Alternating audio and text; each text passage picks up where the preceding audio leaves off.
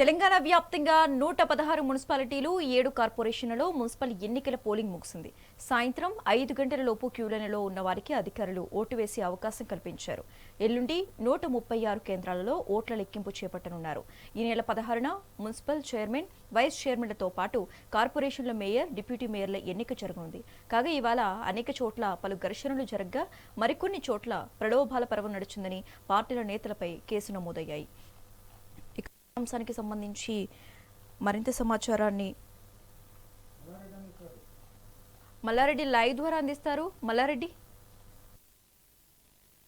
శశిరేఖ, ఉమ్మడి మెదక్ జిల్లా వ్యాప్తంగా చూసినట్టుంటే ఈ రోజు 19 మున్సిపాలిటీలకు అయితే ఎన్నికలు జరిగాయి. మొత్తానికైతే చూసినట్టుంటే 3506 పోలింగ్ బూత్లను ఏర్పాటు చేశారు. మొత్తము 402 వార్డులకు గాను 1657 మంది అయితే అభ్యర్థులు అయితే పోటీ పడ్డ పరిస్థితి నెలకొంది.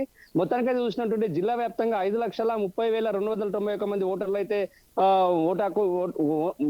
ఓటర్లు ఉన్నారు. ఇందులో సుమారుగా సంగారెడ్డి జిల్లాలో చూసినట్టుంటే 76%, మెదక్ జిల్లా చూసినట్టుంటే 81%, సిద్దిపేట జిల్లా చూసినట్టుంటే సుమారుగా 81% ఓటింగ్ నమోదని చెప్పేసి మనకు అందుతున్న సమాచారం ఉంది. అయితే జిల్లా వ్యాప్తంగా చూసినట్టే ఉదయం 7 గంటల నుంచి సాయంత్రం 5 గంటల వరకు కూడా పోలింగ్ ప్రశాంతంగా జరిగింది.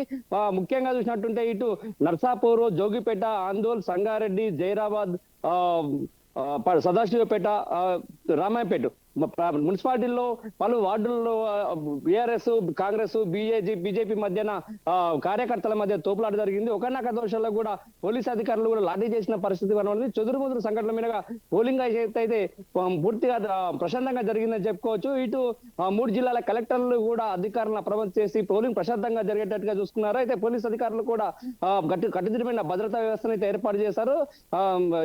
సిద్దిపేట సిపి, అటు మెదక్ ఎస్పీ, అటు సంగారెడ్డి ఏసీపీ ఆధ్వర్యంలో 3 అంచెల భద్రత వ్యవస్థ చేసి ఎప్పటికప్పుడు కూడా వెబ్ కాస్టింగ్ ద్వారా పోలింగ్ కేంద్రాలు అయితే పరిశీలించడం కూడా జరిగింది. అయితే కొందరు ఎవరైతే కోడ్ ఉల్లంఘన పాల్పడ్డారో వాళ్ళపైన కూడా పోలీస్ కేసులు కూడా నమోదు అవ్వడం జరిగింది. శశిరేఖ, మొత్తానికి చూసినట్టుంటే పోలింగ్ ప్రశాంతంగా జరిగిందని చెప్పుకోవచ్చు.